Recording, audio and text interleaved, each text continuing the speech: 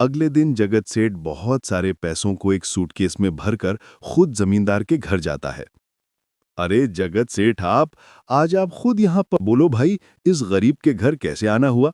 हमारा तो ये सौभाग्य है कि आप जैसे धनी आदमी के चरण हमारे घर में लगे हैं।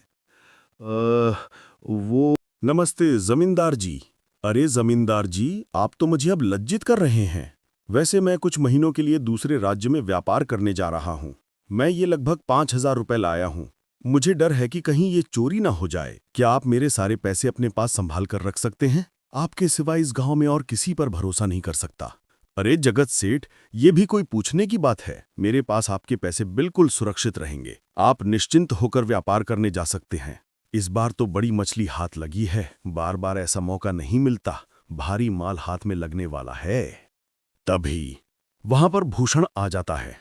अरे भूषण, तुम अच्छा हुआ तुम आ गए। मैं तुम्हारे पास ही आने वाला था। मुझे माफ करना, उस दिन तुम्हें पहचान नहीं पाया। इतने सारे लोग मेरे पास आते हैं तो जरा परेशानी होती है, पर मैं अपनी बातों का बड़ा पक्का हूं। हाँ, रुको, मैं तुम्हारे सारे पैसे अभी देता हूं। जमींदार भूषण के सारे पैसे उसे लौटा देता है। माफ करना भूषण, मेरे आदमियों ने तुम्हारे साथ उस दिन बदतमीजी की। मैं आज ही उनको काम से निकालता हूं। भूषण बिना कुछ बोले वहां से चला जाता है। अरे क्या बात है जमींदार जी, आप तो अपनी बातों के बहुत पक्के हैं। तो ठीक है, मैं अपने सारे पैसे आपके पास रख सकता हूं। जगत सेठ इतना बोल ही रहा था कि तभी वहां जगत सेठ का नौकर आ जाता है। मालिक, मालिक, अब आपको बाहर के राज्य में जाने की कोई जरूरत नहीं है। अभी अभी व्यापारियों का संदेश आया है और उसने कहा है कि वो खुद हमारे गांव आ रहे हैं। अरे ये तो बहुत बढ़िया बात हुई। अब मुझे इतनी दूर नहीं जाना पड़ेगा। सुन रहे हो जमींदार जी, व्यापारी यहां आ रहे हैं।